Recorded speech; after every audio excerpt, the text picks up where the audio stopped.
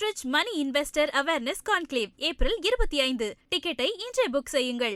கோவை மாவட்டம் அன்னூர் அருகே குறிக்கிலியாம்பாளையத்தில் செயல்பட்டு வந்த பழைய பிளாஸ்டிக் பொருட்கள் குடோனில் திடீரென தீப்பற்றி கொழுந்துவிட்டு எரிந்ததால் பரபரப்பு ஏற்பட்டது. அந்த காட்சிகளை பார்த்து வருகிறோம்.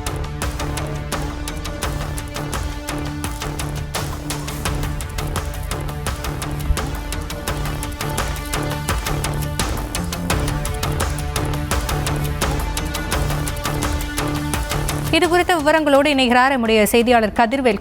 தீ விபத்து எப்படி ஏற்பட்டது? யாருக்கேனும் காயம் ஏற்பட்டு இருக்கிறதா? முழு விவரங்கள் என்ன? ஹசினி வணக்கம். அதாவது கோவை மாவட்டம் அன்னூர் அருகே குறுக்கிலியம்பாளையம் பகுதியில் ராஜன் அப்படிங்கிறவருக்கு சொந்தமான இடத்துல வாடகைக்கு பழைய பிளாஸ்டிக் சேகரித்து வைக்கக்கூடிய குடோன்னு செயல்பட்டு வருது. பல்வேறு இடங்கள்ல இருந்து சேகரித்து வந்து விற்பனைக்காக வைக்கப்பட்டிருந்த பிளாஸ்டிக் திறந்த வெளியில இருப்பு வச்சிருந்திருக்காங்க.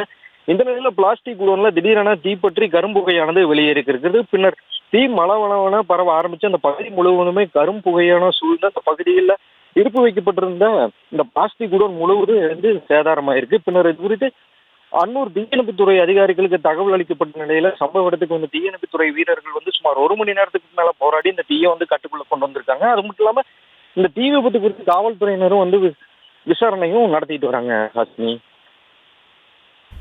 விவரங்களுக்கு நன்றி Kathirvel. Enrich Money Investor Awareness Conclave April 25 டிக்கெட்டை இன்றே புக் செய்யுங்கள்.